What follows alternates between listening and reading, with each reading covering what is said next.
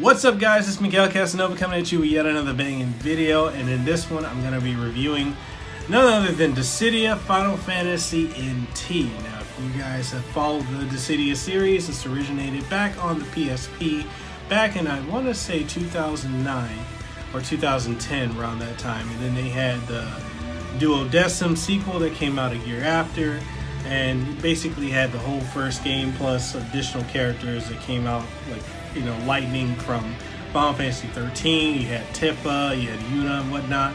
It was really cool. So this one, is it technically new? Not really, because it came out in Japanese arcades back about 2 years ago, 3 years ago, about 2015 or so. And it finally came out for console. I believe in Japan they've already had it for a while, and here in the States we've just gotten it on the 31st of January. So it's pretty cool. It is a port of the arcade game. It looks really good, especially if you got the PlayStation 4 Pro and you're running in boost mode. It looks superb. As far as the gameplay and all that, we're gonna get into all that in the game, you know, in the review. I will say this though, definitely if you do pick this game up, go into it with an open mind, because it's not gonna be for everyone. If you're coming from having played Dissidia on like the PSP, then there are a lot of things that are very similar to it. However, there's some significant changes, so do keep that in mind. But all that being said, let's go into this video. We're going to be completely open-minded, and I'm going to give you my thoughts on it. So, roll the intro.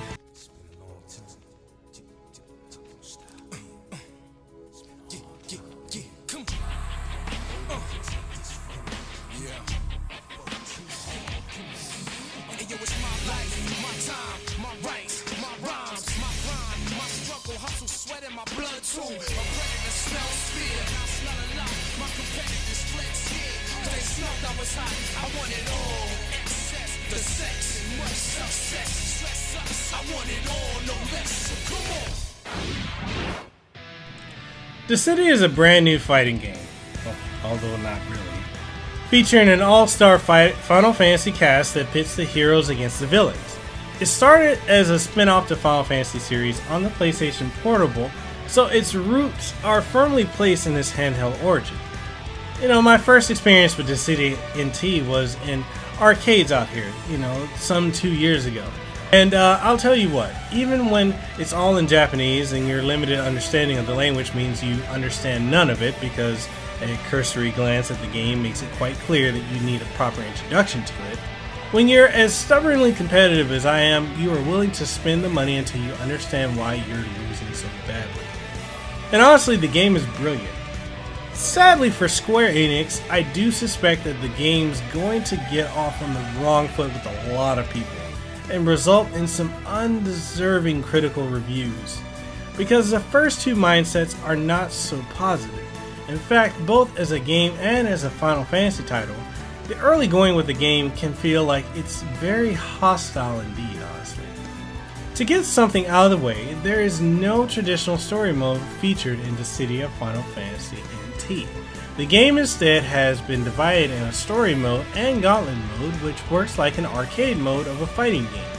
The story mode is simply a series of cutscenes that requires a certain amount of collectible memories to unlock them. These collectibles are unlocked by playing the gauntlet mode, which offers two different types of battles, core and standard. Core is basically attack the enemy crystal battle, where you target the enemy crystal and destroy it before they do the same against your crystal. The standard 3v3 battle brawler that lets you control a main character along with two AI controlled fighters. The aim here is to incapacitate the enemy 3 times and try to avoid having the same thing happen to your party members before you even start playing. To be completely honest, and this is going back to what I said earlier about some people are going to feel this way, and I'll go ahead and say it. The game exists principally as fan service for Final Fantasy fans. I don't mean in terms of swimwear and lingerie costumes, but rather just like with Nintendo's Smash Bros. Series. Dissidia brings together beloved characters from beloved games for a battle royale.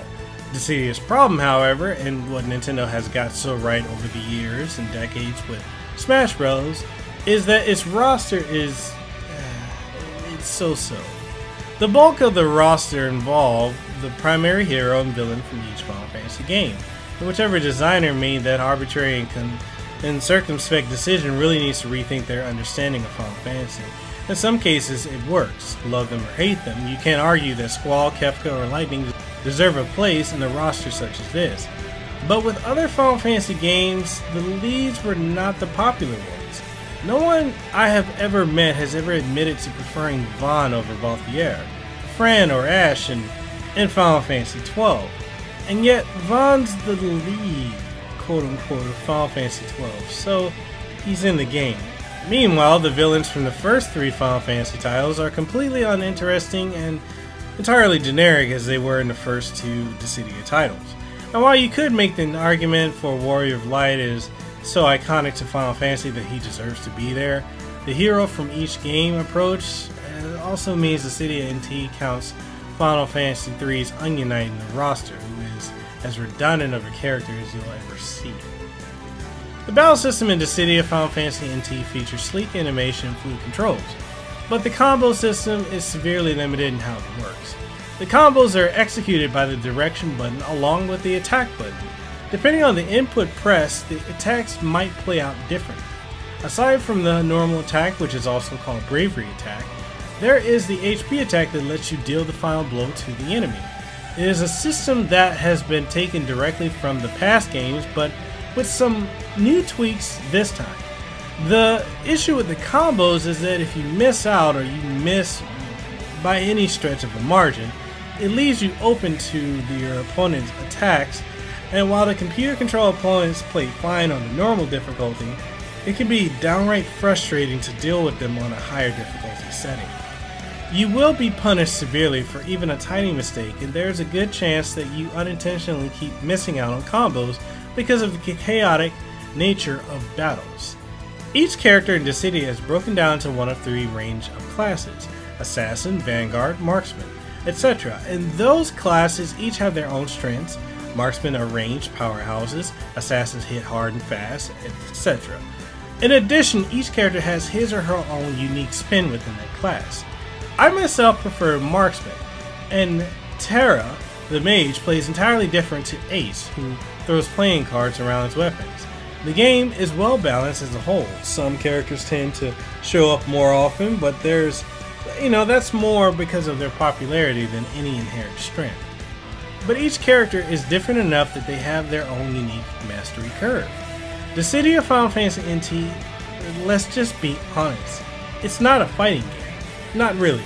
It's a strategic action game and is a clear attempt by the publisher to spin the Final Fantasy franchise into something that can be worked in the world of esports.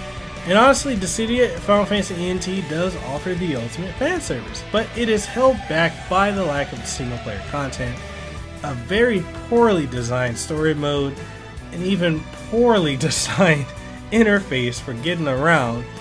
And honestly, the combat system, as fun as it is still flawed in design due to the chaotic nature of battles. But that's all to say that it still does get the Kasanova seal of approval. It's still a fun game, but if you're going to go into it with an open mind. And if you're going to buy it and you have no prior experience with the series of Dissidia, you might want to wait for a sale.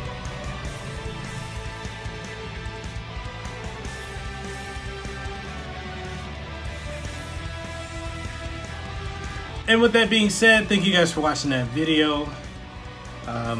Man, definitely a game I like. I don't think it's for everyone. I don't think everyone's going to enjoy it as much. A lot of people may have issue with the price of it being about $59.99. If you can get this on sale, definitely try it out. I'm gonna say this, it's fan service. It's really, like I said in the video, it's basically a game for fans. Outsiders or people who've never played any of these old, the older Final Fantasies or the current ones, I mean, you can get into it, you can definitely enjoy it, but this is definitely fan service for people that are fans of the series. And that's just what it is. But all that being said, thank you guys for watching. Hope you enjoyed this video. If you did, please give us a thumbs up and definitely reshare, this video so we can get it around. Yeah, that's how it is. So I'll catch y'all in the next one. So, deuces wild, too sweet, be the elite, and I'll see you next time. the spotlight, girl, you demand all the attention. Starry-eyed, maybe I need a new prescription. I see you on top of me, I'm having visions. While you spin it around, I'm getting dizzy, baby. Drop and roll.